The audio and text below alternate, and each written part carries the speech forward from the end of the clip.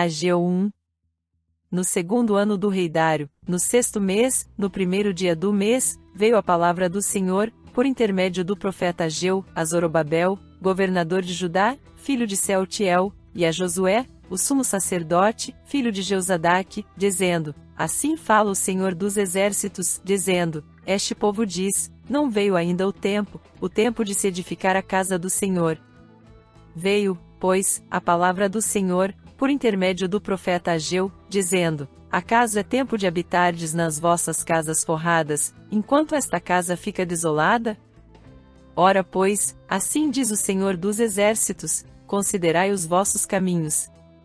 Tendes semeado muito, e recolhido pouco, comeis, mas não vos fartais, bebeis, mas não vos saciais, vestis-vos, mas ninguém se aquece, e o que recebe salário, recebe-o para o meter num saco furado.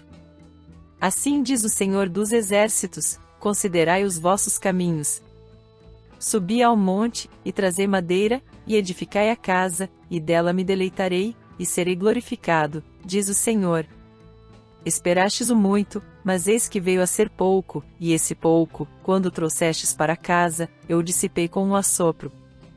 Por que causa? Diz o Senhor dos exércitos: Por causa da minha casa, que está em ruínas, enquanto correis, cada um de vós, a sua própria casa. Por isso os céus por cima de vós retêm o orvalho, e a terra retém os seus frutos.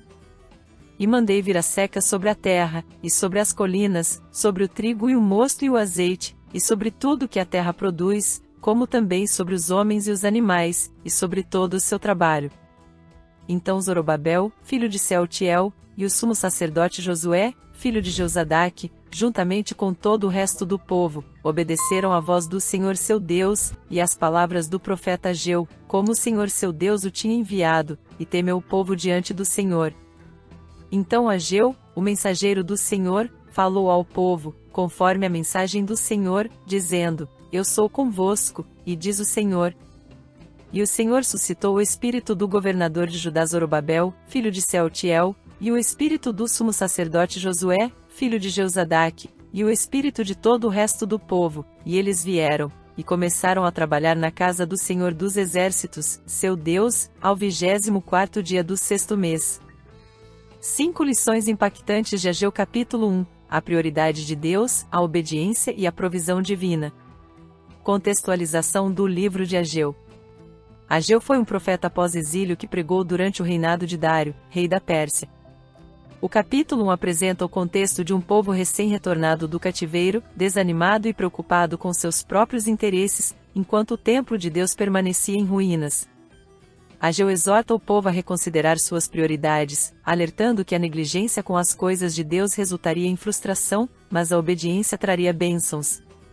5 lições impactantes de Ageu capítulo 1 para a nossa vida hoje. 1. A prioridade de Deus deve vir primeiro, versos 4 a 6. Acaso é tempo de habitardes nas vossas casas forradas, enquanto esta casa fica desolada? Considerai os vossos caminhos.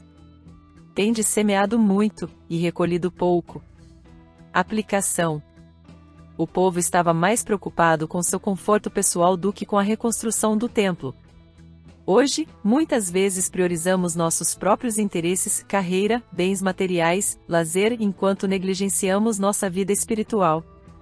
Esta passagem nos desafia a refletir: onde está Deus em nossa lista de prioridades?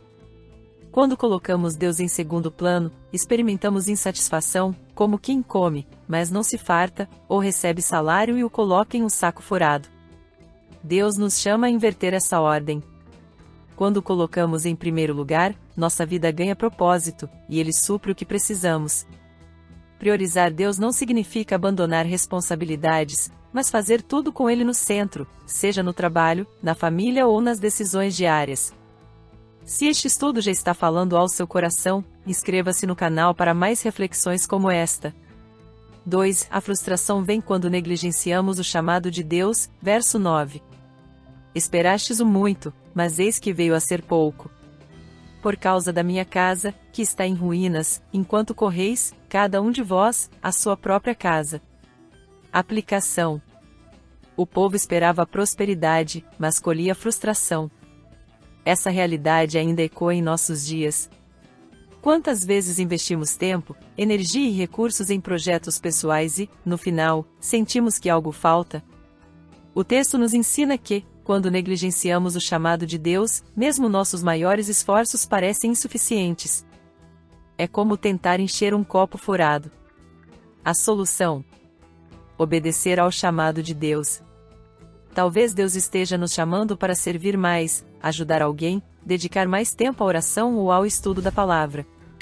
Quando colocamos o reino de Deus como prioridade, Ele mesmo cuida de nossas necessidades e frustrações, transformando-as em contentamento e propósito. 3. Deus usa circunstâncias para nos chamar de volta, versos 10 e 11. Por isso os céus por cima de vós retêm o orvalho, e a terra retém os seus frutos, sobre todo o vosso trabalho. Aplicação: a seca e a escassez foram enviadas por Deus como um alerta. Em nossa vida, Deus também pode permitir dificuldades para chamar nossa atenção. Nem toda dificuldade é punição, mas muitas vezes Deus usa circunstâncias adversas para nos fazer refletir. Será que as lutas que enfrentamos hoje são um convite para reconsiderar nossos caminhos?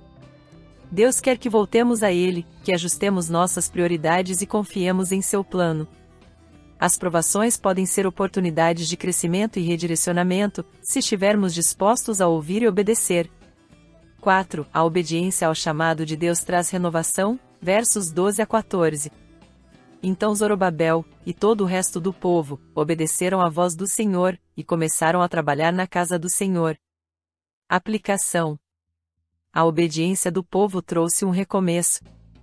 Quando finalmente ouviram e obedeceram, Deus renovou seus corações. Hoje, quando atendemos ao chamado de Deus, experimentamos uma renovação espiritual. Obedecer pode ser difícil, mas traz vida nova. Seja um chamado para perdoar alguém, abandonar um hábito prejudicial ou servir em um ministério, cada passo de obediência nos aproxima de Deus e renova nosso espírito. A obediência transforma não só nosso interior, mas também nosso ambiente, trazendo a presença e a bênção de Deus para nossas vidas. 5. Deus está conosco quando decidimos obedecer, verso 13. Então Ageu falou ao povo, dizendo: Eu sou convosco, diz o Senhor. Aplicação: nada é mais confortante do que saber que Deus está conosco. Quando decidimos obedecer, Deus não nos abandona, mas nos fortalece. Em meio aos desafios da vida, podemos ter a certeza de que não estamos sozinhos. Essa presença nos dá coragem para enfrentar desafios, perseverar em meio às dificuldades e confiar no plano divino. Saber que Deus está ao nosso lado nos impulsiona a continuar, mesmo quando tudo parece difícil. Ele nos guia, nos sustenta e nos capacita, dia após dia.